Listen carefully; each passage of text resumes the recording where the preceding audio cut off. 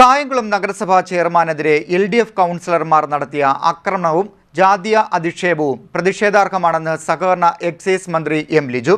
സഭാ നടപടികൾ അലങ്കോലപ്പെടുത്തുകയും ചെയർമാൻ ഉൾപ്പെടെയുള്ളവരെ മർദ്ദിക്കുകയും ചെയ്ത സംഭവത്തിലെ പ്രതികളെ ഉടൻ അറസ്റ്റ് ചെയ്യണമെന്ന് മന്ത്രി ആവശ്യപ്പെട്ടു.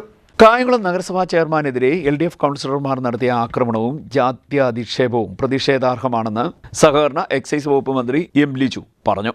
നഗരസഭാ കൗൺസിൽ യോഗത്തിൽ അജണ്ടയിൽപ്പെടാത്ത വിഷയം ഉന്നയിച്ച് LDF കൗൺസിലർമാർ സഭാ നടപടികൾ ബോധപൂർവം അലങ്കോലപ്പെടുത്തുകയായിരുന്നു. തുടർന്ന് നടന്നത് ആസൂത്രിത ആക്രമണമാണെന്നും മന്ത്രി പറഞ്ഞു. നഗരസഭയുടെ 40-ാം വാർഡിൽ പ്രവർത്തിക്കുന്ന 51-ാം നമ്പർ അംഗൻവാടി 2-ാം വാർഡിലേക്ക് മാറ്റണമെന്ന നിയമവിരുദ്ധമായ ആവശ്യം ഉന്നയിച്ച LDF അംഗങ്ങൾ യോഗം അലങ്കോലപ്പെടുത്തുകയായിരുന്നു. തുടർന്ന് ചെയർമാന്റെ ഡയസിൽ കയറി ജാതി വിളിച്ച് ആക്ഷേപിക്കുകയും മർദ്ദിക്കുകയും ചെയ്തു. ഇവരുടെ മർദ്ദനമേറ്റ ചെയർമാൻ ബോധം നഷ്ടപ്പെട്ട് താഴെ വീഴുകയാണ് ഉണ്ടായത്. ചെയർമാനെ രക്ഷിക്കാനെത്തിയ UDF കൗൺസിലർമാരായ മിനി അച്ഛൻകുഞ്ഞ്, ബിജു നസ്രുള്ള, സുമയ്യ എന്നിവരെയും പരിക്കേറ്റതിനെ തുടർന്ന് ആശുപത്രിയിൽ പ്രവേശിപ്പിച്ചിരിക്കുകയാണ്. ഇത്തരത്തിൽ സഭാ നടപടികൾ അലങ്കോലപ്പെടുത്തുകയും ചെയർമാൻ ഉൾപ്പെടെയുള്ളവരെ മർദ്ദിക്കുകയും ചെയ്ത സംഭവത്തിലെ പ്രതികളെ ഉടൻ അറസ്റ്റ് ചെയ്യണമെന്നും മന്ത്രി ആവശ്യപ്പെട്ടു. CDNet news, Kayamkulam.